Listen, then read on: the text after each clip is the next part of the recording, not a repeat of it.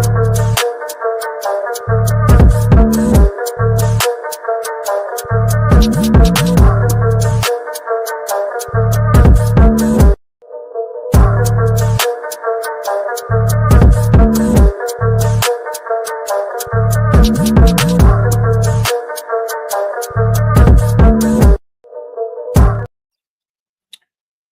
going on, world? It's your boy at Big Game James _36.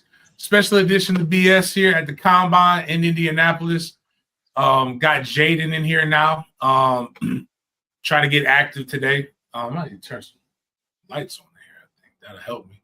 But we, picking up, got some interviews that we're going to be uploading. Obviously, we did the GM for the Jags and the head coach, James Laston, the GM, head coach Leon Cohen.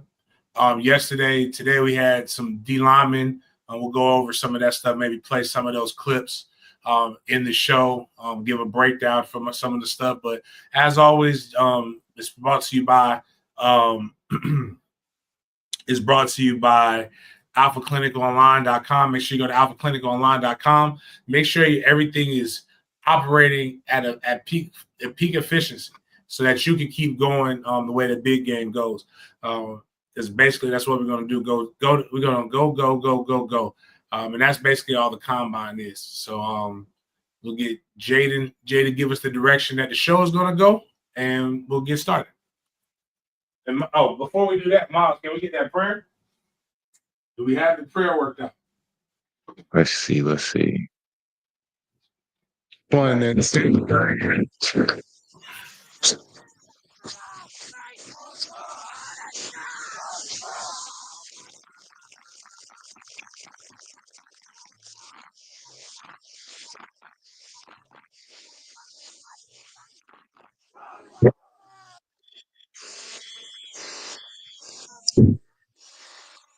You got that?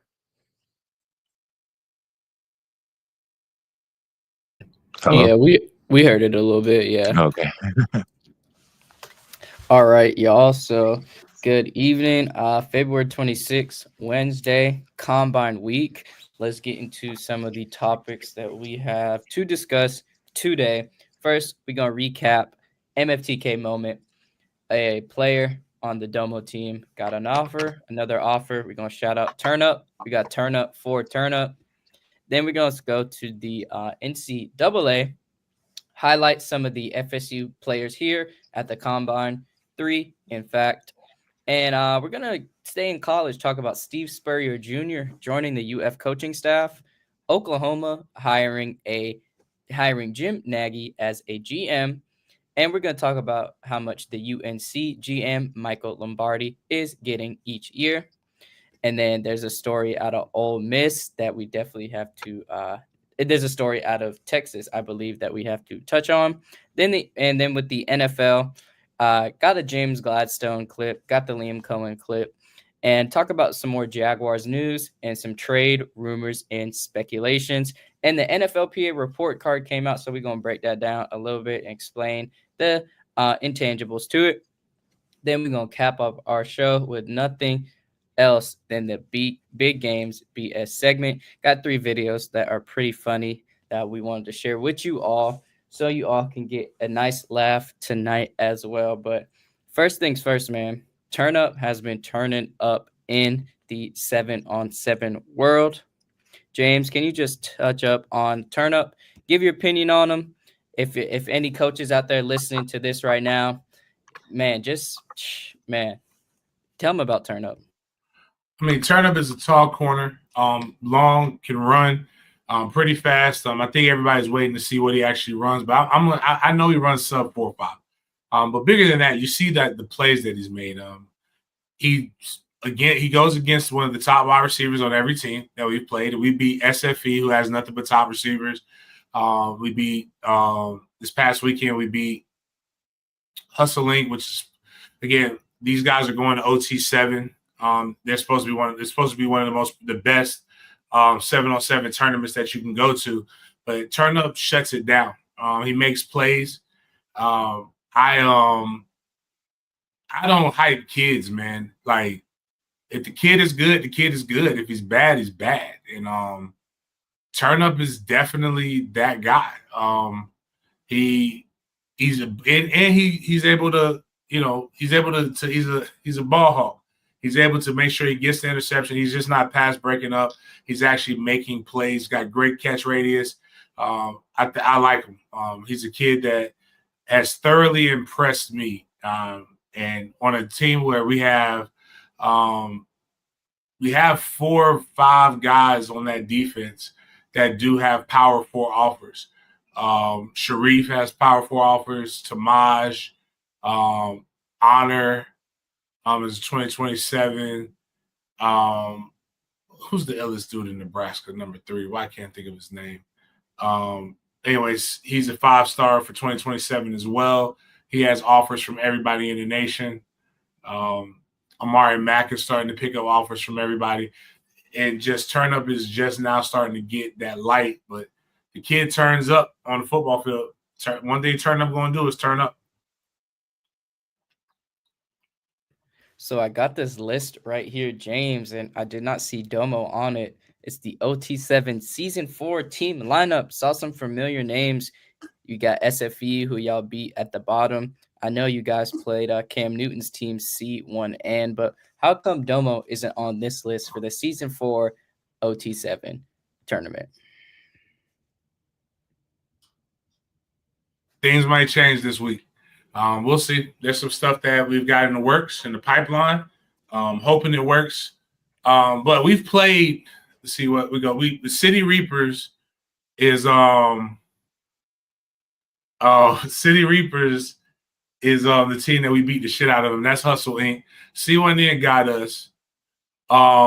We Raw Miami's been getting the ass for. We'll beat the fuck out of Raw Miami. I put 10 on that. As a matter of fact, anybody put this up right now. If we don't get, hold on, let me see something. Let me call before I talk this trash.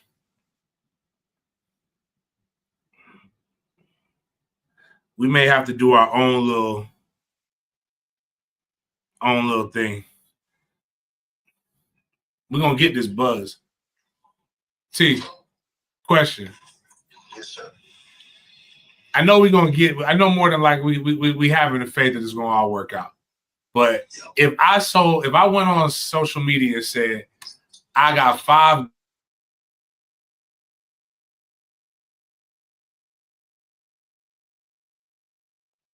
Yes, it is. That's a shirt. I figured that it's Southwood Express is better than Raw. way better than Raw. Yes. I'm trying to think who else. I don't know who Midwest Boom is. I don't know who they are. They used to be real good. DEF CON needed help. Needed extenuated circumstances. We didn't get a chance to play that. Yeah, we would have whooped that ass. Cat Takeover, they needed referee help. I mean, RG3 Takeover needed referee help. But there's only one team on this list right now that can say that they just got us. That's Cam. And that's Cam. And I think if Cam got us on the 2-hour layover, I was just making sure I wasn't going crazy because I may clip this. Jaden, we may need to clip this because if they don't take us in, matter of fact, I'll up it. I got 10K on my guys. If they don't let us in, anybody who really feel that strongly, we'll come to you. And we need to play them cold hearts in New Orleans. They're gonna be at Battle New Orleans? Yes, they are. All right. That's what we're going for. We want I'm tired of being South Florida Express. I want cold hearts. We want cold hearts. And if City Reapers want to get back, we'll get them a run back. I think they put out that the cold hearts are playing City Reapers in New Orleans on March 15th. So they just need to drop us right in the pool. Okay, that's what we want. We want to be in that pool. We want to be in that pool, yes. Okay. OT 17. Yeah, that's all we want. But yep. All right, well, cool. I was just making sure I wasn't crazy. But we're gonna put that out there now. All right. Yeah. But if Kobe can get us in that pool, that's the pool we want to be in. So we can play Cold Hearts and City Reapers. All right, cool. We're gonna try to make that happen. Please. Right. We need to make because Their best player is this little kid Bunchy from California. Okay. And he ain't, I mean, he quick. Yeah, I mean, he a good athlete. I ain't gonna lie, he's a good athlete. All right. But you gotta show us one. Exactly. He everything I see, they got the highlights. He played against little Timmy's and Tom. Well, we ain't got no Timmy's and Toms. We got nothing but dogs. We got no Timmy's and Tom. Yep. That's what we want to play in pool play. All right. Cold hearts. We're gonna talk about it. All right, man. Yep. So our battle, okay, y'all heard our battle fee is paid already. Oh, and you know B5 coming. B5 Wingo, we bringing the whole crew. Y'all ain't got none of their money people. Only person I ain't betting is Cam because I got Cam spanked us a little bit. Like it got out of hand very quick. And I don't see none of y'all other motherfuckers. I can tell you that straight up. Tell them what you want. I'm gonna put it on there. We're gonna clip this. We can go 5, we can go 10, we can go 15, we can go whatever you want. I got it on my boys. So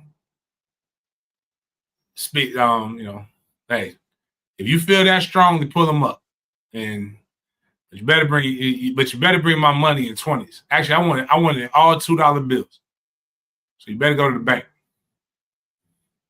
But stay tuned. It could be some announcements coming over here in the next week and a half. But we had a lot of everywhere we go, we turn heads, and everybody's like, "Where the fuck are y'all from?" So that's kind of our goal is to make sure we good. Oh shit! Oh, Steve. So we got to look out for these FSU players in particular in the combine. Today, Joshua Farmer and Ryan Fitzgerald had their press opportunity to speak at the podium. I was reminded that Joshua Farmer did not show up to the podium, but Fitz did. And tomorrow are the DBs and the tight ends. So we will get to interview Azarie Thomas, AZ, the man himself, projected to go first-round pick. So huge shout-out to these boys right here in their combine journey. But these are the Seminoles to look out for when you're on Twitter, scrolling through Instagram, whatever the case may be. So huge shout-out to the Seminoles for putting on for the school. Going to our ops now, the Florida Gators. They got a new coach. So Steve Spurrier Jr. has officially joined Florida's coaching staff. Through my research, I tried to find what position he would be coaching or his coaching title, but I did not seem to find any of that information as of right now. So, James, 2 questions for you. 1, did you hear about the Steve Spurrier Jr. news? And 2, have you gotten any wind on his specific title that he will be given at Florida? I haven't got it. I think he's going to be like an off-field special assistant, but like this doesn't bother me. You can have Steve Spurrier Sr. All this is doing is creating more oversight to make that man's job harder. Like that man know he don't want none of that smoke. Like Billy wants foot out. But Steve Spurrier Sr. is the one who really has all the pull still at the University of Florida. So I don't see this. I think this is a dumbass decision for Billy Napier. Staying in the college world, we got another SEC team now. So Oklahoma.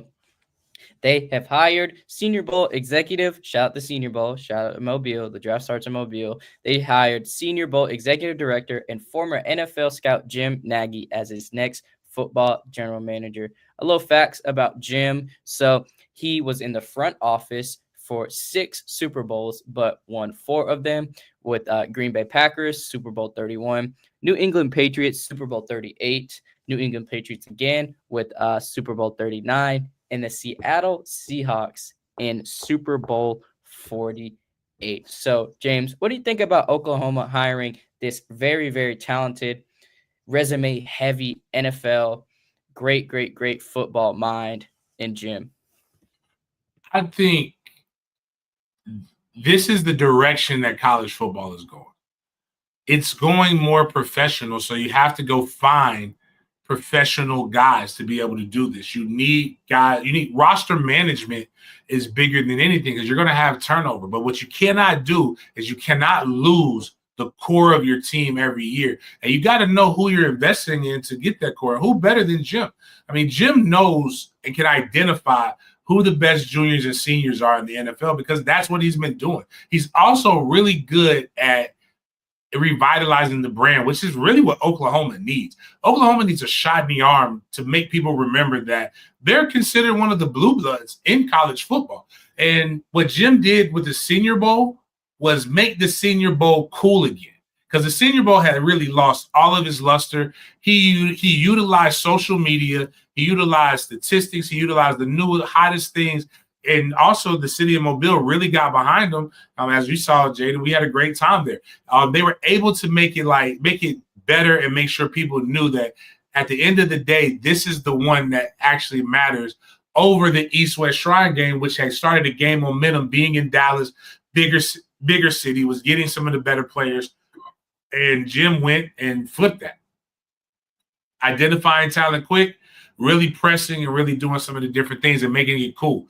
I think if he's able to simulate a lot of the success that he was able to have with making the Senior Bowl popping, I think it's going to be good. It was the talk of in the media room today when it was announced. So like I was really shocked about this, but it also could go the way of how a lot of guys went and hired some of the former rivals, the 247s, some of the guys who were the big names for that to make them think that was going to help them with recruiting. I'm not sure how this helps you with recruiting, but I do know that how this can help guide players who are already there, especially the ones who are thinking about leaving to go early. He would know better than most people. I like this hire. I like the North Carolina hire. I know the Florida Gators were flirting around with hiring David Caldwell, former general manager for the Jacksonville Jaguars, current assistant general manager for the Philadelphia Eagles. I know they were considering that. I do think that if you want to have a college program that's going to be successful, you have got to do it this way, or you're going to fall by the wayside. But you got to adapt. You either adapt or you die. So you can bitch about how bad or whatever this is doing to the college student athlete, or you can go make sure that you're equipping your student athlete for the next level. Touching on this hire as well, but Michael Lombardi, and this is salary per year. So he's getting, I repeat, he is getting $1.5 million per year to be the active general manager for North Carolina. So James, dive a little deeper into the Lombardi situation, and note he is not related to the legendary Vince Lombardi. No, this is again another NFL guy who's used to managing contracts, and that's really where they kind of come into it. Like an agent's not going to be able to come in and try to out negotiate him. They're going to have a value for every position, and they're probably more than likely going to stick to the valuations for that position group, making adjustments every now and then in different places. But I think that's really where you have to come from. You have to create – there is no salary cap, but you have to create your own salary cap because at the end of the day, everybody can't go to Michigan. Everybody can't go to Ohio State. What you have to do is be able to stay within your own lane, develop the relationships, create conducive contracts for both the athlete as well as the school, and then be able to continue to keep your roster. Again, the biggest thing is roster attrition. You can't have 50 guys leave every year through seniors and graduation, the NFL graduation, and people who are looking for other opportunities. I think this guy right here is. I mean, I like the shift. I like where it's moving. We'll see how successful it'll be here very, very soon.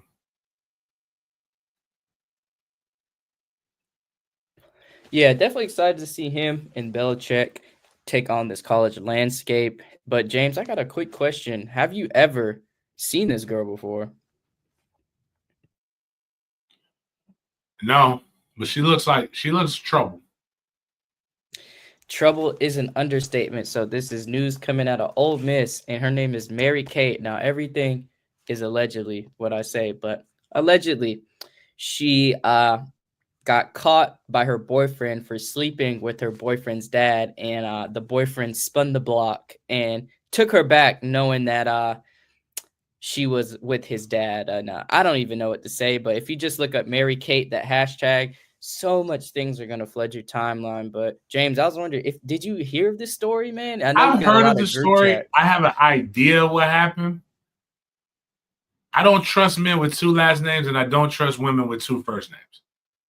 So, fill me in on what happened. It's feeling Steve Smithish. Yeah, nothing has been confirmed, nor denied, I guess you could say. But from the gist of what I know is that there's a lot of different stories, but what it really boils down to is that she slept with her boyfriend's father, and she ended up going back with the boyfriend after her boyfriend knew about the situation with her and his father, and he took her back. So that's pretty much the whole gist of it. And I didn't want to dive deep into it, but yeah, it's just crazy out here, and everybody's clowning online. You know how it is. What's the mom got to think? Or I guess they're not married anymore. I don't know. I heard a lot of things online. A lot of claims that the father was a slimy guy, and how the situation happened when they got drunk for the first time was they had drinks, and they both got drunk. He took her back home, and then I saw somewhere where the mom is a flight attendant, and they're getting divorced. But all this is allegedly. Nothing was confirmed. So, I'm speaking on Twitter posts right now. Oh, him being a slimy guy is not alleged. That's crazy. Yeah, I wouldn't even.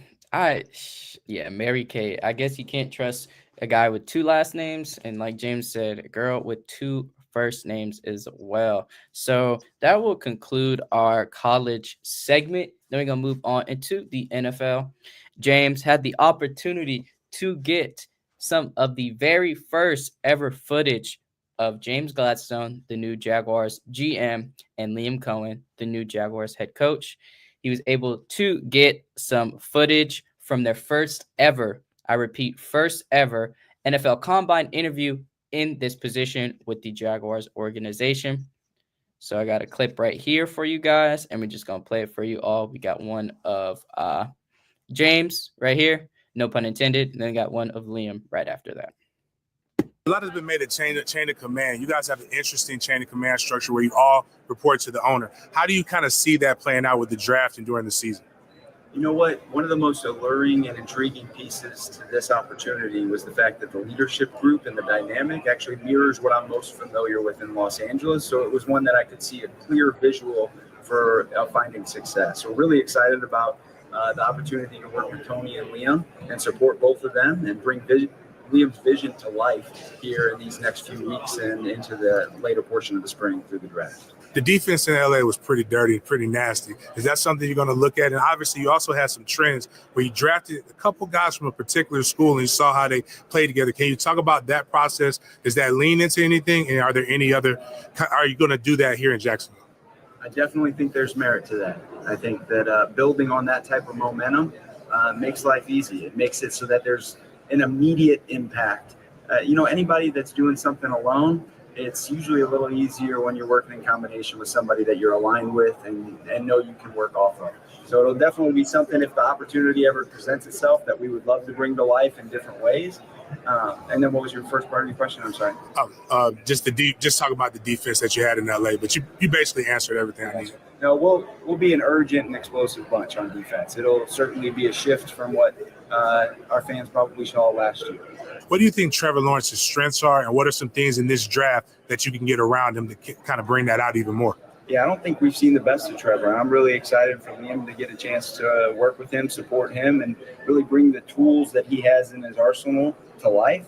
And I think it starts by the protection, right? Making sure that he feels like he's got as much time to work with as possible, and also that he's comfortable with the pass catchers.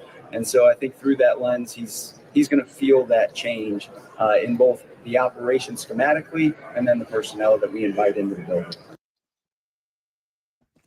So we got another video courtesy of James of Liam Cohen, his first ever NFL Combine interview, as a new Jaguars head coach. So This one's a little bit shorter, so enjoy the clip. Coaches, what are your expectations for this week and what you really want to get out of it? Well, first and foremost, super excited to be here. I mean, it's been a couple of years since I've been able to get here.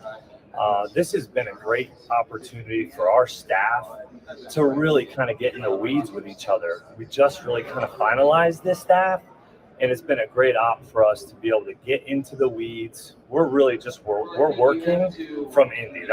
We've taken our whole process, what we would be doing in Jacksonville right now, and taking that to Indy. And so, man, we're doing obviously some of the free agent meetings, going through the draft, and then also obviously doing some schemes in football and getting with the coaches. So it's been a great transition so far, and really kind of really happy to be here. Being able to move him around where you saw him at LSU, maybe not do some of those things, right? Where he was mostly outside, running more linear routes, vertical posts, some overs, and then the stop. So the ability for him to snap down, get in the slot, be able to run some of the choice routes, looky routes, and then, oh, by the way, you can throw him a screen and he can go do something with it. Our pass game will run through him, and super excited to get to work with him. I mean, they set up. Go ahead. Oh, my bad. I was just going to relay the topic, but James, you got an experience, first ever combine interviews in the Jaguars facility. In the Jaguars management. I know this is going to be exciting. Your clip went viral online. Somebody took it and they did their numbers. So what can you say about the experience in the interviews with both of these new Jaguar members on the staff? Well, one, people got to stop dancing around bullshit. Stop, ask the fucking questions that we really want to know. And I'll start with Liam. So the biggest, and here's where, I don't know if you guys pay attention to our Instagram, but we'll have clips go viral, but clearly people don't know how to comprehend. And that's the scary part, is that a lot of you, not you guys, the 20 or so that are paying attention to us live right now, I applaud y'all because you are bright individuals. You know how to follow instructions, and you listen to understand. You do not listen to just respond and argue. And we can have very good discussions in the chat most of the time until somebody who has special needs hops in there. But I made a statement about Trevor Lawrence being a bust for this past. Trevor Lawrence screw the fuck up. You got do we have that? We want to you got that audio? I think that was Miles. I don't think that was okay. Me. Miles, Miles, is that you? Yeah, I got it. But let's just, let's just listen again in real time, because I had to go back and listen so that I can understand where the fucking confusion came from. But let's listen to this short that Miles created. screw the fuck up. You got the award for biggest bust for the Jags for me, because it was his fault. The offense looked noticeably different when Mac Jones was running it. Mac Jones doesn't have the talent that Trevor Lawrence has in his peak. Mac Jones realized is, if I throw the ball to 7, good shit happens. If Trevor can figure out how to get the ball to 7 when there's not 3 people covering him, utilize Gabe Davis and Christian Kirk, who are chain movers, put the tight end and everything.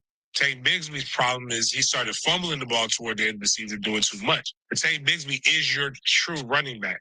Travis Etienne is more of your slot back. What they probably should call it. Don't call it a running back. Don't call it a slot receiver. Call it a slot back. Good when you get him in space on the edge. So utilize them. Jags had a bunch of games where they just one-score games. Jags aren't far off, because now they should be able to focus on the defense and free agency in the draft and be able to be pretty good, because they're in a winnable division. If Trevor Lawrence 404 comments. 404 comments. Most of them are like, this guy did not watch the Jags games. And I'm like, no, you clearly don't watch for Sports Final on Sundays when I'm breaking down the Jags game.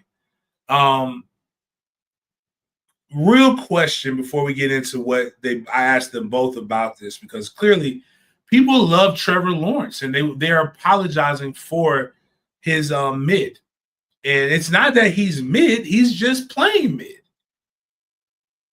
And that's not okay. I can like Trevor Lawrence in that I believe I said Trevor Lawrence has more talent in his pinky finger than Mac Jones does. Was that statement made in there? Facts.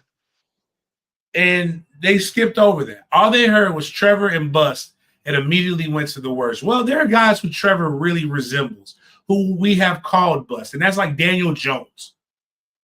I'm not ready to say he's Daniel Jones yet, but I also said, hey, get the ball to 7, utilize. I didn't say they were great. I said utilize Gabe Davis, Christian Kirk. Them motherfuckers in the comments making it seem like I said them guys were all pros. There was one person who made a logical critique of what I said, and he was right. ETN's hands, but then I think if everybody's dropping your passes, is it that the ball isn't catchable, or is it they suck?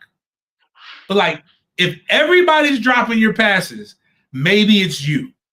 Maybe you throw an uncatchable fucking football. That's just what I'm saying. But you've got young talent that can, and I also said in there, the Jags aren't far off. The key is what I started with, is Trevor needs someone to grow him the fuck up. What we talked about with Cohen was, do we have the audio where I said he compares, what he did with Baker and Trevor? Do we have that audio? Let me check the Instagram. It's either on my Instagram or it's on my Twitter. It's one of those two. But I that's what I'm banking on, is that he did it because they were both at pivotal crossroads. Like, Baker was like on team number 3. Like, what nobody like him now. You got to give Baker a top 10 quarterback in the league right now, based upon what he's done the last few years. If he can do that and somehow find that flame inside of Trevor, the Jags are going to be perfectly fine, because you're in a division that's very winnable. Like, it's not a great division. There is not good ball play. And, the first thing that people say, this guy don't know ball.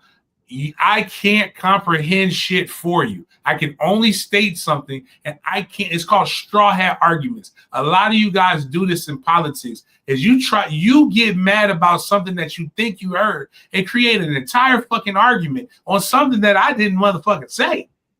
I can't argue your dumbassness. It hurt, because I don't even know what we're fucking arguing about, because I'm like, bitch, I didn't say that. But I do know this. As a starter, Trevor Rashard Lawrence has 22 wins and 38 losses.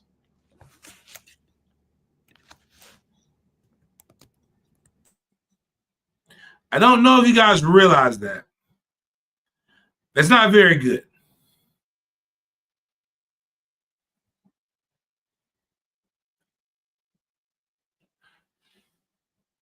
And I just stated, if you're okay with what Trevor's done, then that's cool. If you believe that that's good, I have no argument for you. Like, we just have to stop. You're okay with mediocrity, because last I checked, the Jags were 4-13, and this is Trevor Lawrence's third pick.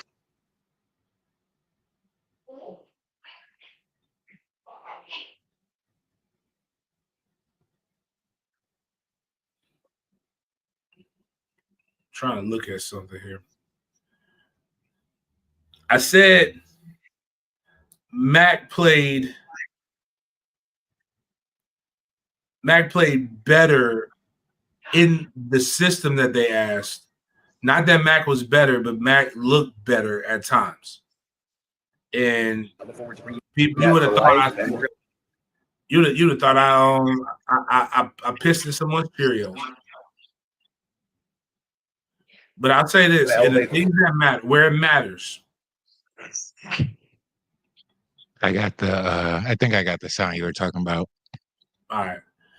Where it matters, Mac Jones and Trevor Lawrence had the same amount of wins last season. Listen to the audio though about what they were talking about when I brought up Trevor.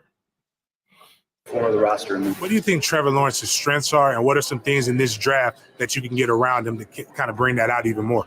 Yeah, I don't think we've seen the best of Trevor, and I'm really excited for Liam to get a chance to work with him, support him, and really bring the tools that he has in his arsenal to life. And I think it starts by the protection, right? Making sure that he feels like he's got as much time to work with as possible, and also that he's comfortable with the pass catchers. And so I think through that lens, he's going to feel that change in both the operation schematically and then the personnel that we invite into the building. I don't know if our AI generated GM makes me feel comfortable with that. I was more so looking at what Liam Cohen said, but Liam talked about just how they're different quarterbacks, but they're similar in the situation of where they're at. So I believe Liam can make him a good quarterback. So that's all I can have right now is optimism and faith. But here's the scary part. Doug Peterson, quarterback guy, made us bullshit and sign Nick Foles. That's how much of a swindler he was. They had Jim Bob Cooter. And everybody loves some good Cooter on your team. They had a ton of the quarterback guys around Trevor, and Trevor still hasn't been able to do it. So it kind of leads to where if you don't have optimism, I'm not mad at you, but like at the same time, you gotta like, I don't know, man. There's nothing else to do. Like you gotta hope. But I did like some of the things that they said. I did like this. These guys are the prototypical like white stereotype stuff. Like they're gonna work hard. Like I don't even know if James doesn't even have a house. Like he lives out of his bag, and his wife's about to pop in May. So like I like this. This is the old school shit where he just MFTK all day. She's pregnant. She's not nagging him. She understands where her bread is buttered. Like if he got his woman in check this early on in his marriage and his relationship, he's going places.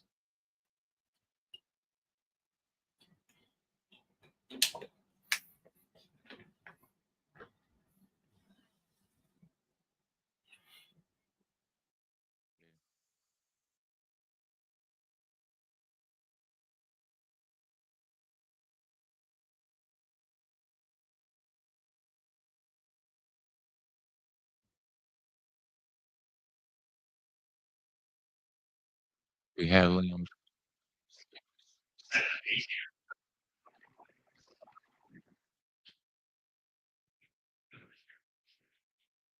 I see what's next on the list is uh,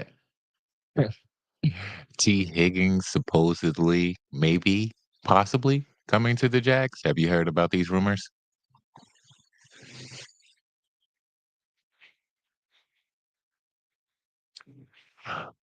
Okay. All right, they lagged out. I'm sorry. Give us 1 second.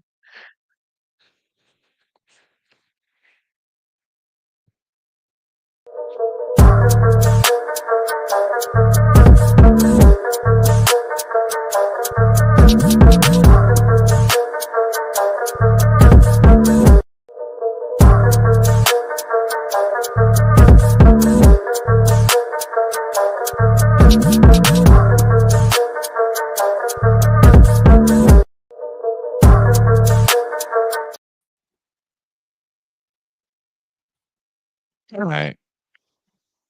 Damn. Can you hear me? You good? Yeah, the Twitter went out too.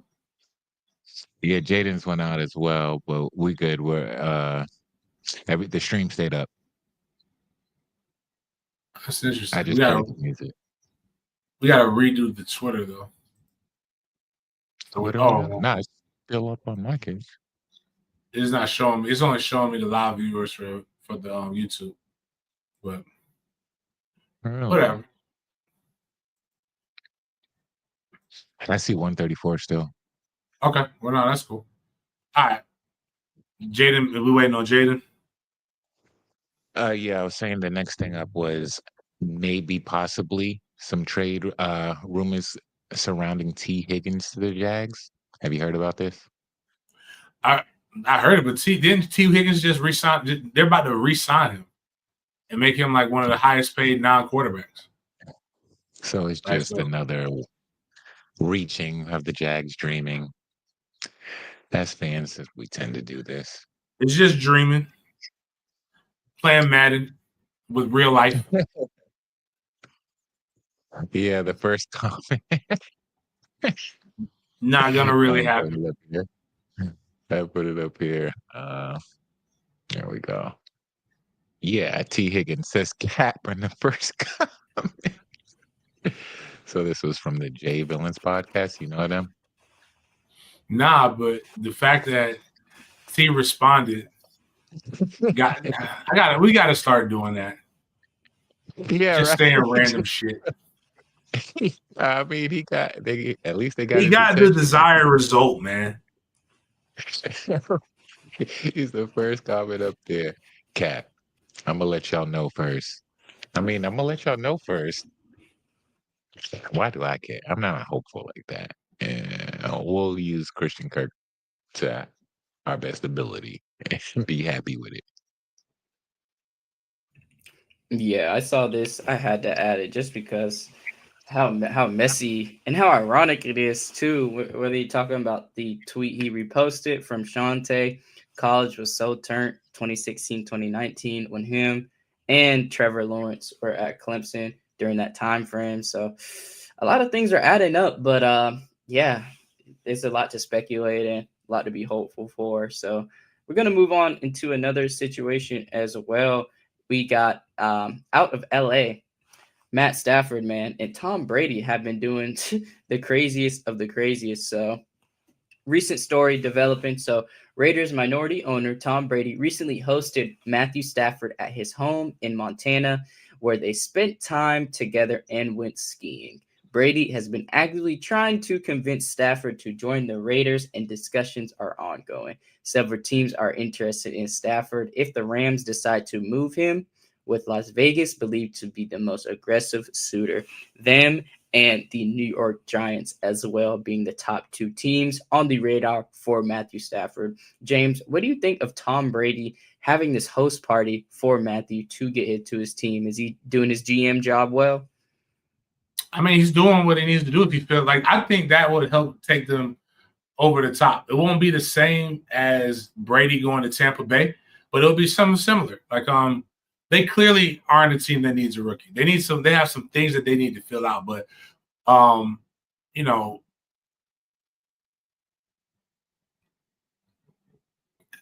clearly this is something where they can discuss. It's that fine line between everything because Tom isn't that far removed from playing, so obviously there's a relationship there, but everybody tampers.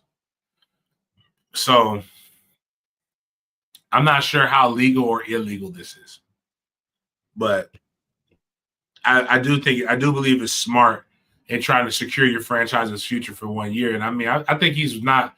I think he's because his beef is, and I really think LA is going to come back to the table and pay him what he's worth. This man's making $40 million, and they offered him like $40 million a year. Like, to put it in perspective, he's got a ring. The only ring Dak Prescott has is as I believe, a wedding ring, and he's getting $60 million a year. There is no planet, there is no situation where you can convince me that Dak Prescott is $20 million better than Matthew Stafford. Trevor Lawrence is not better than Matthew Stafford. Concussion boy in Miami is not better than Matthew Stafford. We can go on and on down a list of who is not better than Matt Stafford and who is getting paid more than him. This is why people aren't humble in sports. You know what humble gets you? Leaves you broke. Not stating your worth leaves you broke. And that's what I mean. And again, broke is relative, but like $20 million ain't nothing to scoff at. And the fact that he's going to do it in Vegas, so that means eight games that of next year he's going to have damn near no taxable income. I'm curious to who does Vegas play next year?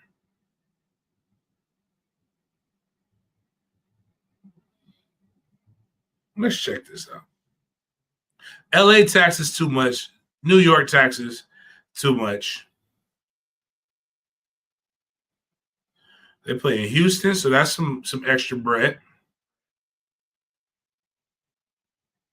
Colorado gets some extra bread, but Colorado's it. But that's in conference. They play us at home. Was that 24? So yeah, so they play at Denver, they play at Houston.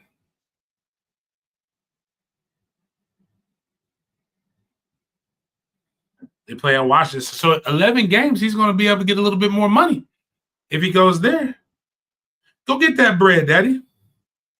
Ain't mad at it. I'm not mad at it. Hey, yo. But anyway, so we got some news spurring from this Matthew Stafford rumor right here. So familiar face in the media, Aaron Rodgers. So Aaron Rodgers would prefer to play for the Rams if Matthew Stafford is traded, and would bring his best friend / guest star on the Pat McAfee show, Davante Adams, with him if the Jets release him. So this Dove said the Rams would instantly become contenders. James, do you think if Aaron Rodgers and Davante Adams would go to the Rams, they would become contenders? No. Not at all. Because you have an offensive-minded coach that's not going to let Aaron Rodgers come in there and dictate what he's doing. He's won as many Super Bowls as you've won. More recently. Aaron Rodgers' problem is Aaron Rodgers. Aaron Rodgers is really going down the Brett Favre trope. Like, if Aaron Rodgers can get the fuck out of Aaron Rodgers' way, they would be really, really good. But Aaron Rodgers is loving hearing his own voice and hearing himself talk and feeling like he's used to being the smartest person in the room, but the room is full of dummies. He's not Tom Brady. And what we got to do, Denny used to say this, and this was when we first started. LeBron only had one championship, I believe. I believe that was the case. Or he was well on his way to getting multiple, but maybe he called him the LeBron James of football. And it's not accurate anymore because LeBron obviously is the GOAT. But LeBron has a lot of championships. I'm trying to think. Giannis, very talented, one ring. Dirk. No, that's a bad comp. Giannis is a bad comp for sure. Dirk. No, I don't think Dirk is. Aaron Rodgers is still one of the best quarterbacks. I don't know how to put my finger on it, but he is getting inflated. His worth and value is getting way more inflated. Because to the asshole's credit in Brett Favre was doing numbers in old age. Like Brett Favre actually made the Jets competitive. Brett Favre actually made the Vikings competitive. The Jets haven't been competitive since Aaron Rodgers got there. Heck, he tore his ACL one play into the season. Talking about he don't trust modern medicine. Clearly, modern medicine might have made you play better. That's why you're fucked up now. If you want to be Pat McAfee, just go be Pat McAfee. But you can't do Pat. Pat McAfee is actually likable. The Giannis comparison is pretty good. I will say we just have to see how Giannis's career will pan out, if it will be like Rodgers, but similar situation. One championship. Giannis won in 2021 season. There's been some controversy with him. He's saying he might leave the Bucks in the following season. So if Giannis's career pans out like Rodgers, then that'll be a good comp, James, because he had Damian Lillard come to the team as well. I see that like Devontae Damian symbolism there. So it's interesting, and we gonna see how his pro comp in basketball will reveal itself. But we're gonna go to a former teammate of Aaron Rodgers, Jair Alexander, one of the top cornerbacks in the league. And there's been some conversation around Jair Alexander. So at 28 years old, with 2 years remaining on his $37 million contract, Alexander's future with the Packers is uncertain due to his injury history and the team's salary cap situation. He's a 2-time Pro Bowler, and he's still considered one of the more elite elites in the league at the cornerback position. So, James, what do you think teams should do when it comes to Jair Alexander? Do you think the Packers should get rid of him? You think another team should pick him up and take that chance on his injury history? What are your thoughts and opinions? I mean, not at the price, but like if you can get him down a little bit, yeah, you take that. You take that chance. I mean, corner you need to be able to. You need to be able to cover in the NFL, and if your injury, your best ability is your availability. So if you can't do anything, you can't do anything. You don't need to be on the team. I mean, they can't just invest in you because they like you.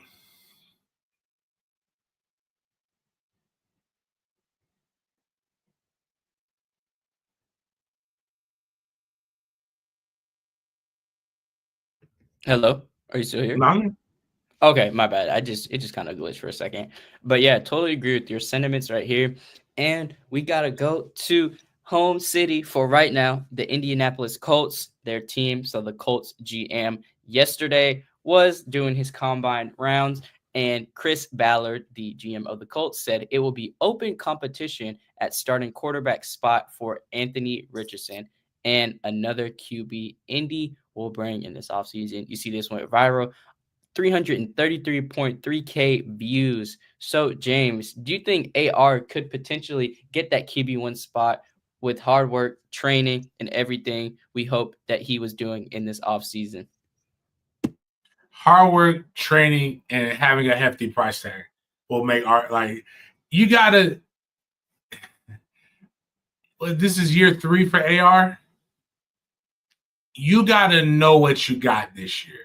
And if you're going to go with this, because one of the crazy parts is you're taking this job knowing that it's tied to the career of the quarterback that's there.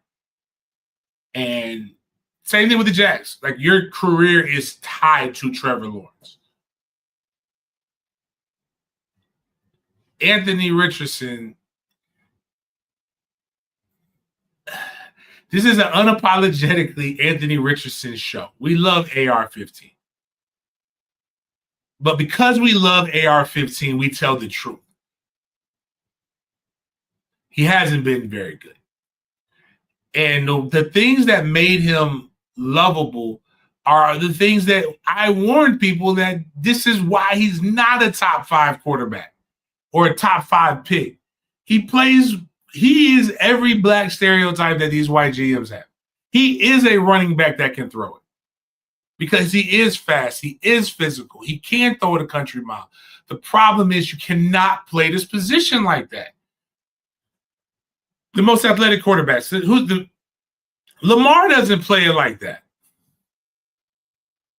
The comp is Josh Allen, and even Josh Allen tries to not play it like that. The problem is a white boy did it, and now you're trying to find it with everybody else. Josh Allen proved to me that I thought he was trash, and he ended up he's really fucking good. Partially because he kept one last name, and he didn't do what the other Josh Allen did, give himself 2 last names.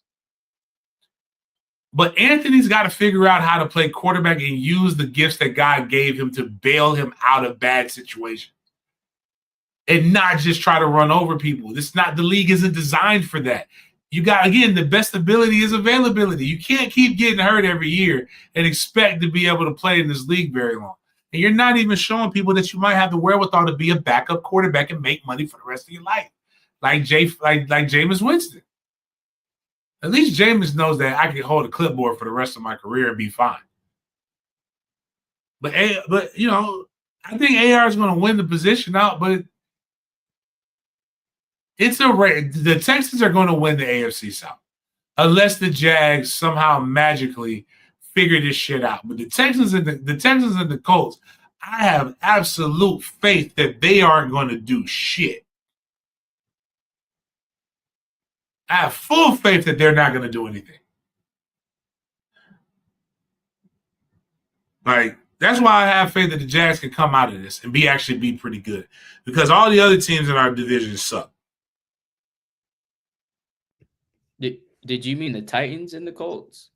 I didn't say the Titans. What did I say? My bad. It probably glitched. It sounded like you said the Texans. The Texans. Well, I'm saying the Texans got it. Yeah. But the Titans and the Colts don't. Right. If that's what it said, that's what I meant to say. Like those guys. But even the Texans, like the Texans was just are basically the Jags in year 2 with Trevor. Like they didn't want to win. They were trying not to win too.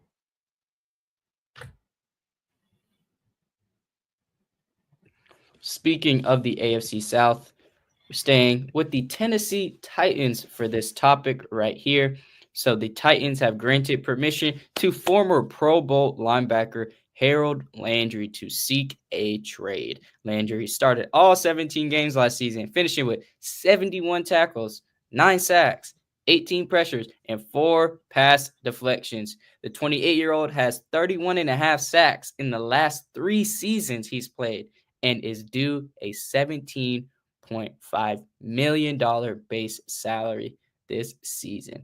So, do you think Harold Landry will seek a trade, get out of the this new Titans GM regime they have going on? Do you think he will stick and thug it out since they have a top pick? What would you do in this situation if you were Harold Landry, James? 28. Go get paid. Go find a place that's going to use you and that's going to help you be able to win to the latter part of your career. That's the key at this point. Legacy. Nobody believe all that bullshit, ride it out with somebody. The Titans haven't done anything to prove to you that they want to win. I mean, they grant you permission to leave, and that means that they're cool with you bouncing.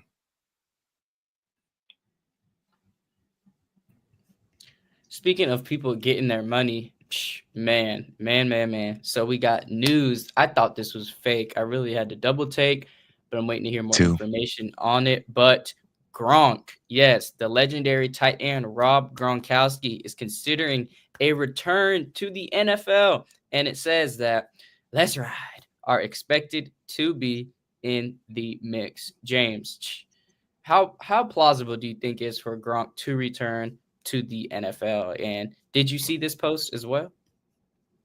No, I didn't. The only thing I saw with tight ends is I saw Kelsey said he's coming back. But it reminds me of the tight end from the Cowboys a few years ago. Like, he was supposed to go in the media, or he retired. He retired, was staying at home, and then realized he hates his family, and his family hates him. And he went back, and this man was damn near he retired because of concussions. And he hated his family so much that he went back to face concussions and possibly get his TV turned off for the rest of his life. What happens is it's very difficult to walk away. It's your way of life. You've been doing this since you're young. Been playing sports. Everybody tells you you're great. And then being in sports media keeps you around it, but it doesn't give you the same satisfaction of you being the gladiator in the arena. And I really think that a lot of his success was tied to how good, to the quarterback and what he did. That's not saying he's not an all-time great tight end. I'm saying him and Tom Brady really complemented each other very well. And I think that's what enhanced his ability to be able to play so long. And I mean, when you think about what he did with the Bucks, he really didn't play. He played when they needed him to in the playoffs. It was very strategic, very shrewd to keep him around and then utilize him heavy during the playoff run because much like Kelsey, they know how to effectively use their bodies to be able to be a good tight end. But now, when you take it so many years off, how do you get back into the blocking frame of mind? That's the part that people don't get. Catching is cool, and that's part of being a tight end. Getting hit is cool, and that's part of playing the game. That hurts too. But like when you have to go block these young guys, I think we saw what Jared Verse did to people. Gronk is a geriatric patient in the NFL years. Imagine Jared Verse lining up on Gronk. That man's not old man strength in this young bull. Like especially when you haven't done it.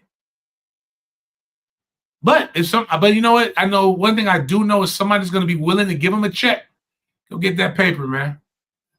Cannot hate on you, brother. Cannot hate on you.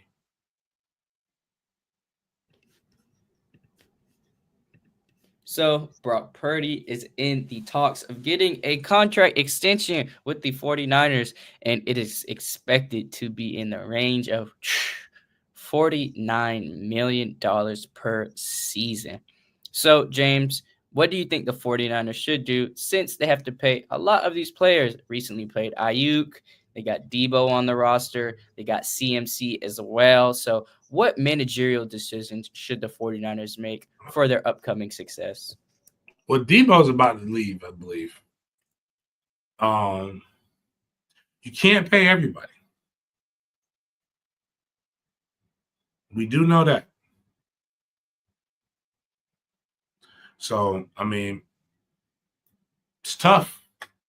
Tough. I mean, I think they're in a weird spot, but you got to pay Purdy though. But that's crazy. To go from Mr. Irrelevant to $49 million. Like, they're gonna make a movie about him. But I still can. I have a hard time liking him, and it's not fair. It's just his brother was so ass that it makes it hard. But he trains though. He trains with 6 points. So or Cortex now. But kudos to them. So the NFLPA, the NFL Player Association, as it is known as, decided to release their third edition of NFLPA team report cards. So how this works, it's pretty much a huge satisfaction survey for the NFL. So you can see right here, 1,695 players, 77% of the total players in the NFL participated in this year's survey, reinforcing the importance of capturing real player experiences across all 32 clubs. And yes, we got the report cards pulled up for you right here so you guys can take a look if you haven't before. And first things first, we have to start off with the Jags. So we reposted this on our Twitter, but the Jaguars have an overall ranking of 18th out of the 32 NFL teams. So you might be wondering, how does this work? So if you go to the NFLPA team report cards 2025 right here, they will have this big chart where you can see all 32 NFL teams, and they have these categories at the top right here. So you can see treatment of families, you got locker room, strength coaches, team travel, head coach, and ownership. So the Jags got an 18th rank out of the 32 NFL teams. And we'll just look at some of the reasons why it was such. So ranking breakdown. Let's start out with the worst grade of them all. For the treatment of families, the players on the Jags gave the organization an F. Yes, an F. So the Jaguars provide daycare during home games. There are one of only 10 teams that do not provide a family room during home games, and we know how hot it can get in Jacksonville. So players rate the post-game family area 5.41 out of 10, ranking them 30 out of 32 teams. So players still think that many changes need to be made. Some changes include sideline passes so they can see their families pre-game. During the game, players want a family rooms where their families can escape the heat and allow mothers to change/nurse babies. So the top 3 teams who scored the highest rank out of these teams are coming in at number 1. Is this no surprise? The Miami Dolphins coming in at number 1. Number 2, you have the Minnesota Vikings. And then number 3, you have the Dirty Birds out in Atlanta. Huge shout out to them in Atlanta. But you can see right here, Miami, first overall ranking. Nearly everything was an A. Everything from training room, food, anything you can imagine. So just wanted to share this with you all. And James, did you get a chance to look at the report card? Any interesting statistics you wanted to shout out before I get into it? Nah, let's look at the teams that are good. Give me what's Philly's overall ranking?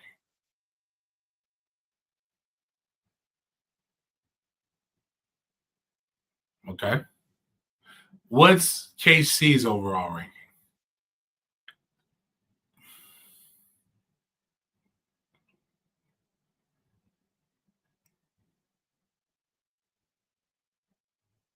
Okay.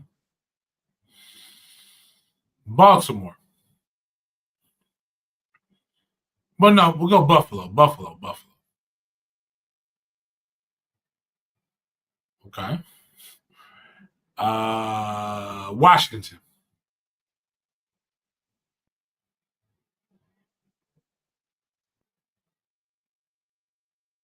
Okay, a little higher. All right, so those are the 4 teams that were in the conference championship. Did you notice any trend there for 3 out of 4 of those teams?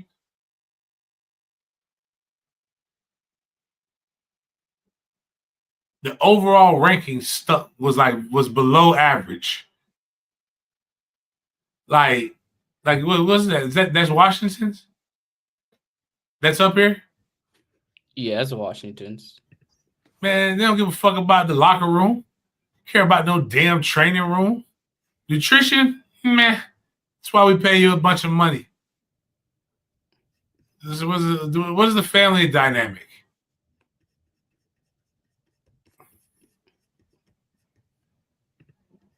Okay, they treat families pretty good. Good for them. But like for the most part, scroll down like so you can see where they get the A's at. Ownership, head coach, team travel. Those are the things that matter.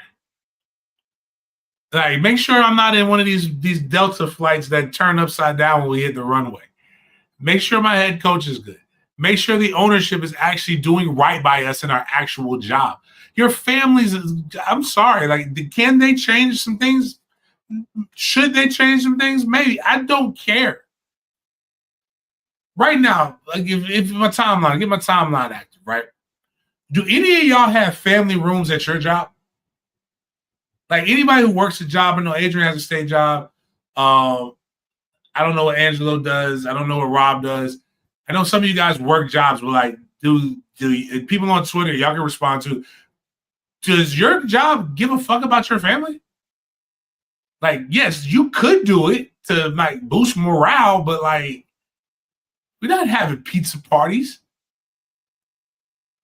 Most of y'all not gonna be here anyway. You want your family to be here's a real easy scenario. You want your family to be in good air conditioning, buy a box.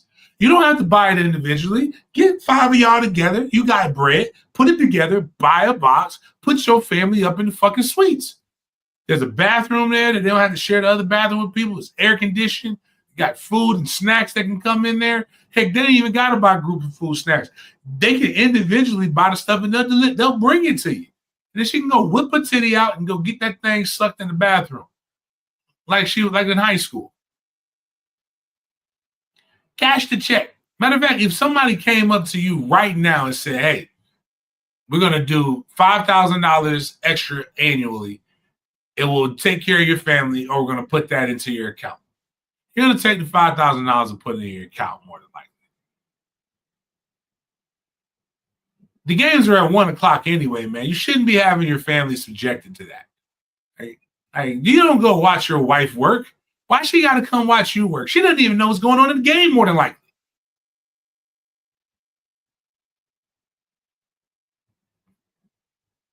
You're mad. You're on the Jags. You only win 4. You're averaging 5 wins a season. So it's not like you're happy when happy after the game.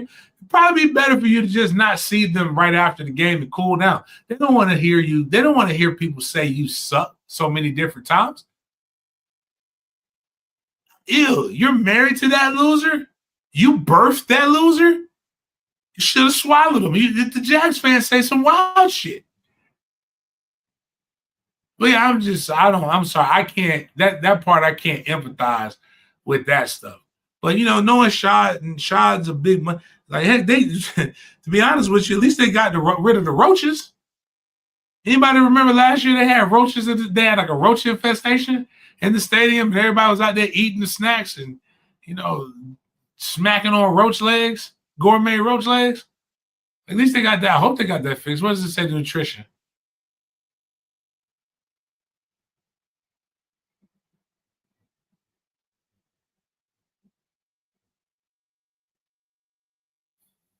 How do you rank 24th out of 32 teams and you got a B? Shouldn't that be different? Shouldn't that be lower? Or is it everybody says that they ready to be, they give it? Maybe that's what it is.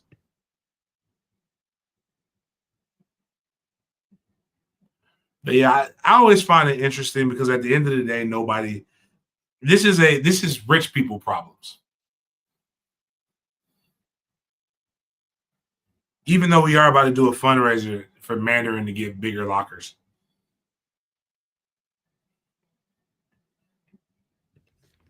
Yeah, some key ratings that I wanted to share with you all. Like James was saying, a lot of the top teams have low overall ratings. 3 out of the 4 teams that went to the conference championship.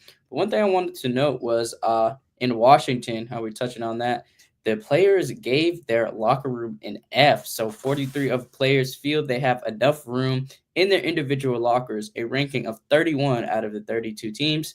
And 49% of players feel the locker room size is adequate, ranking the Commanders 29 out of 32.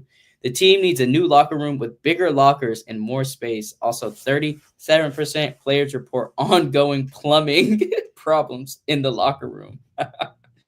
Maybe that's the issue.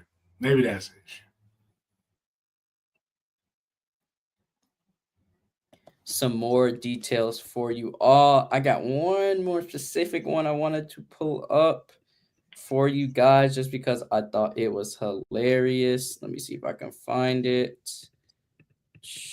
Okay, let me see. But it's regarding the New England Patriots. I got it right here. So they have an F in team travel. And you might be wondering, why do they have an F in team travel? So let's take a deep dive. So 39% of the Patriots players report having a comfortable amount of space on team's flights, ranking them 31 out of 32. And the players feel that the team's travel schedule is not very efficient. Ouch. Players want an upgraded team plane. The current plane is too small. There is no Wi-Fi, and there are seats with ashtrays in the armrest. Players specifically responded that our plane is the worst thing. Size, space, safety, and, quote, it is not conducive to preparedness for athletic performance. What do you think of this, James? Do they deserve a new plane? I was about to say this, the owner was tired of having to they were one of the first teams with a private plane. So he's not gonna turn that in or renovate that bitch. He bought an old plane because they couldn't get something that would go direct. And because of the time slot, the companies, a lot of times they'll let you fly, they'll fly another plane out there, to be able to do stuff. But a lot of times there's nothing else that company can do to load up that plane. So it was just cheap enough. So the billionaires are cheap. That's why I laugh when people are like, these billionaires are going to of course they're making budget cuts because they want to save money. But it is quite ironic how a lot of this shit is going down. So it is It's hilarious to me, at least. Yeah, the highest report for the Jags was the locker room coming in at a smooth A. So that was the highest report from our organization, and the lowest being the treatment of families. So if you guys want to see how your favorite team did, if we didn't get a chance to cover any of the reports on them, feel free to search up the NFLPA report card. Make sure it's for 2025. You get to be on the same screen as we are. Take a deep dive into your team and some of the details surrounding that. Now we're going to move into our big games BS segment. Now, when I saw this, I also thought this had to be fake just because of how the player podcast world is shifting and ever evolving. But as you can see right here, the title of this segment that I named is Shut Up and Dribble. So we got breaking news. Paul George is taking a break from podcasting to focus on a championship. One, if you watch basketball, you know the Sixers are not going to win a championship anytime soon. So I don't even know why he said that. So he said, quote, I want to let the Podcast P family know that after today's episode with Dwight, I plan to take a break from the pod just to focus on getting my body right, getting mentally right, and, help the squad make a push towards our goal to finish the season out, give ourselves a chance to be in contentions to compete for a championship. And somebody had to take to Twitter and responded with Paul George this season, 153 podcast videos on YouTube, 227 shots made. I don't know if I did not fact check this, but the fact that they're this close in numbers is hilarious. But back to Paul George. James, Lawrence Taylor recently came out and threw shots at Micah Parsons for his podcast. So what do you think of Paul George taking a step back from his production? I can't knock somebody for self-evaluation. But what the fuck are they doing with their pod? Like, I need to know. I need more. I need tips. That's what I need. I need help. Like, what am I doing wrong that they're doing right? Because it don't take they're doing it's even if it's heavily, if they're doing 5 hours and they're heavily editing it down to where it's an hour and a half, 2 hour pod. All right. Yeah, you got too much. But you can't it's 24 hours in a day, right? Let's say you treated it like a regular job. No, let's say you put 10 hours a day in that bad, right? Let's say you sleep 8. It's 18 hours. What you do with the remaining 6 hours of your day means absolutely nothing to me. You have to eat, spend time with your family, do business. And then there's times when you just have, the weekends you don't work 10 hours every day. You have the weekends available to you. Or even when you're traveling, you're doing, this is your escape. This is if you're doing basically what Paul George and a lot of these athlete podcasts are, it's a bunch of homies getting around, gathering together, shooting the shit. There's absolutely nothing wrong for that. I don't no, brother, you there's something else going on that's keeping you from focusing on basketball. I don't know what it is, but you like you said it right. You're not winning anything. So you might as well have it. They're gonna judge you anyway. You might as well enjoy yourself. Yeah, I used to watch a decent amount of the Podcast P episodes, and with his NBA name, he obviously get a lot of famous guest stars on there, former players, entertainers, blah blah blah. And I just think that I don't really think the work caught up with him, because typical basketball player, you have practice from 11 to 2 if you don't have a game, and you got the rest of the day. And I don't know if Paul George is doing 2-a-days, but if he would, he'd probably work out later on in the evening/night. So he does have a time slot to do this, and he's been doing it for a while, so he shows that he can. But I think it's sad to say that all the hype and the Philadelphia fan base, I think that's what it really is, got to his head. And yeah, he's just, but like you said, I can't knock him for wanting to take a step back and take the higher road and preserve his mental health and stuff like that. So, man, I'm I'm curious to see how the podcast is going to keep producing content, if any, if it's his other two co-hosts, him on Zoom, just chopping it up like a little reel or something like that. But don't know how this will turn out. But yeah, we're going to move on into our another segment. What are the OGs doing, James? People always talk about this generation, but these are the people who raised us. Lenny Williams, famous singer. One of his most famous songs is "Cause I Love You." This was sampled by Kanye West on Twista's track "Overnight Celebrity." And I thought this was fake. I think everything is fake. I thought this video was fake. Thought it was AI, but no, he was really singing out here. And 80-year-old Lenny is wildin', folks. Let me just play it. Got a baby boy now, and I love him very much. He's my pride and joy now. I said congratulations. She said congratulations. I looked at her again and started sister stuttering. Hell no, it's yours. What the fuck?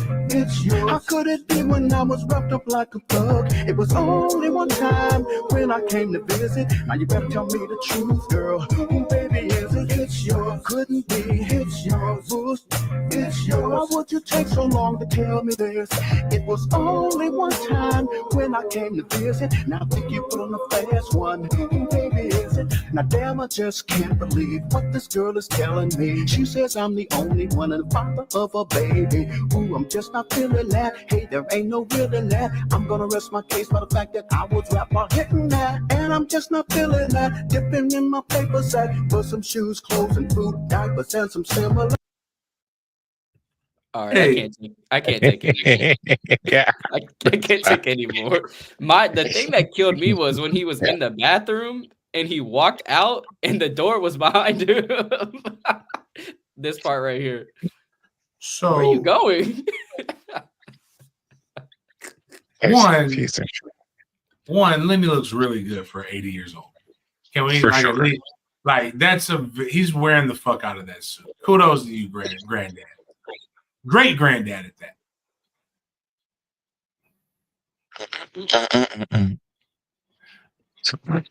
He looks like a prime Minister Farrakhan right here. I ain't gonna lie.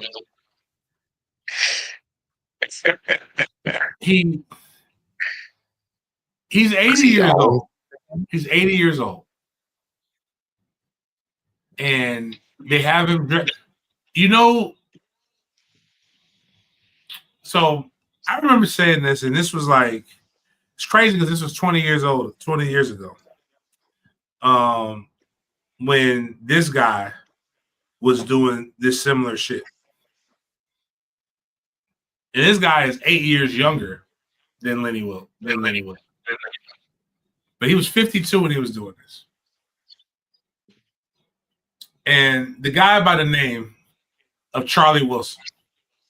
Don't know if y'all remember the song, but it was Charlie, last name Wilson was the song. And you know who's behind all of Charlie Wilson? The same person who was behind Mr. Big. How old is Mr. Big?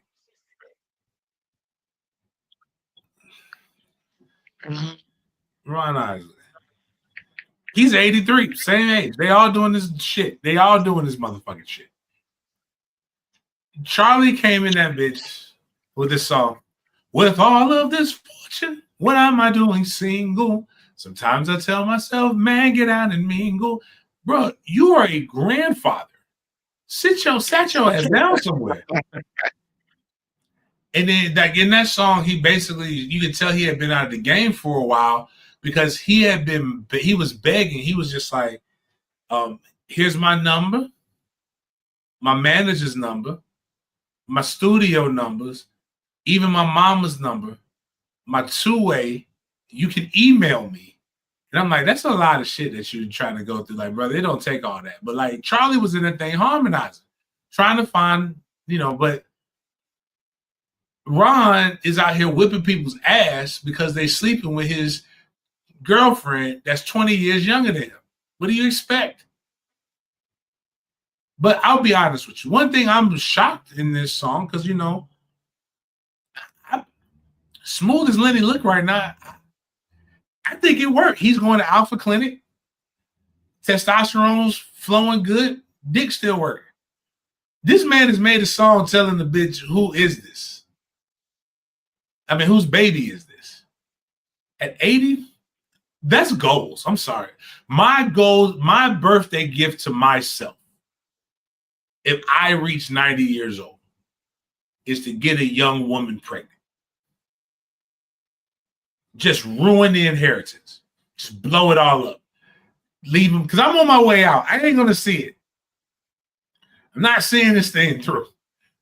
Like, the kid may have, I may be able to see the kid's third, because Big Daddy died when he was 94. So what I'm looking at is I'm looking at 94. And that's good. If I'm still walking around like Lenny at 80 years old, God damn it, I'm going to be wearing suits and talking shit and singing this song right here myself. But I will say, he has acted very, very unusual. Like, I do not want to hear about, one thing I don't want to hear about, who do 80-year-olds holler at? Like, whose cheeks is Lenny realistically clapping?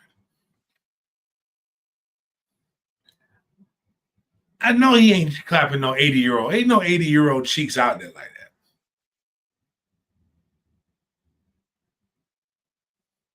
See, now I'm curious. Is Lenny married? Yeah, I saw that he was married, but that don't really mean Deborah anything to Williams. most people. How old is Miss Deb? 22. She's disabled.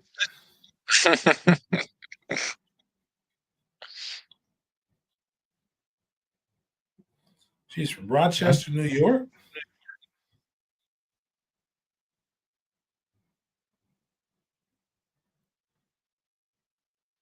Damn.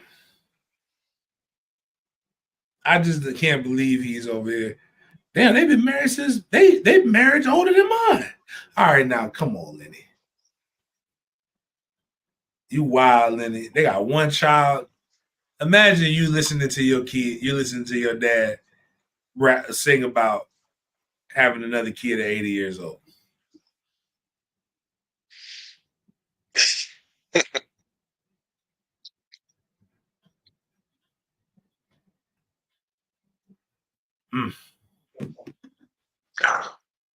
Oh, we lost Jaden again.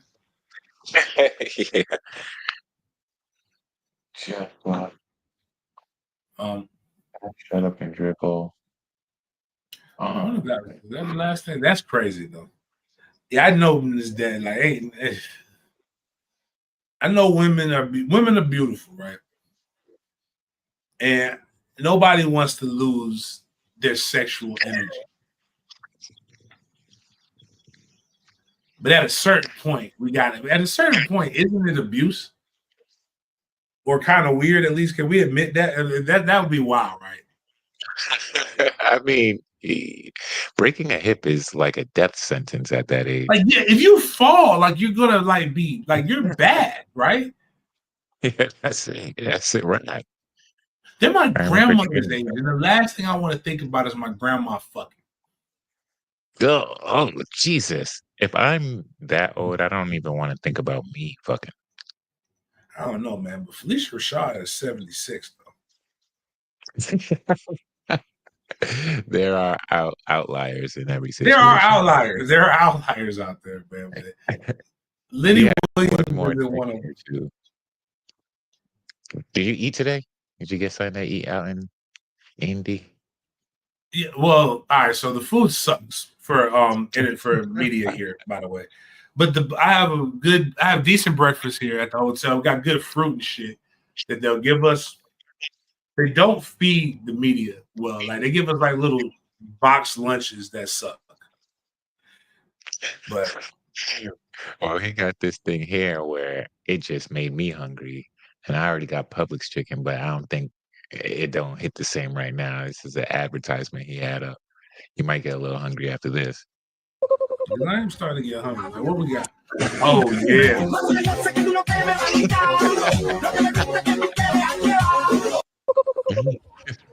That's an I saw this. You know, I know that's not how it works, but it did make me want to like take some of the little pops and give it to some chickens for feed, just to see what happens. That look good, boy. Now I want some wings. The wings at the hotel are pretty tasty. It's always, even though they're too expensive nowadays, I still want some. Like, women talking about $30 isn't enough for a date. It's $30 to get you some wings, man. Like, For real. take that money and be happy. Me, for This real. economy, all these people getting laid off. I'll be honest with Miles. Miles. You about to be in the game, dog. But you know, I'm just the Jaden too. So I saw something so they're laying off like all these federal workers, right? All right. 63% of African American women with degrees are federal workers. Really? So all these degrees, all these different things, there's about to be a lot of women. That $40, while inflation is causing everything else to go up, $40 is about to be $40 again. You can talk with all that pride, but when that belly's rumbling, yeah, I do think things are changing already with this. I think everybody's starting to wake up. Eggs are crazy, man. Already turning around for your boy. But I don't know. But you know, Jaden's Wi-Fi isn't going great, so that's the last thing. Now I want some chicken wings. I'm gonna find a good, nice. I've been finding me a great chicken wing spot here in Indianapolis to go partake in. We got more things coming up, so we'll put up some of the interviews and the long form stuff that we have. We'll be doing. We'll see tomorrow. We'll be the DBs. We'll have AZ. We'll also have some of the other guys that are there. We'll have an exciting white from Iowa who will be following and making sure, because, you know, got to follow the white boy from Iowa. They got a little tradition going on here, little fraternity. We'll get some other guys up there. Any questions that you guys want to ask, please feel free to hit us up on social media, at me. Make sure, you know, we're out here doing the Lord's work for you. But outside of that, man, we appreciate you guys for chopping it up with me, and we will see you guys next time.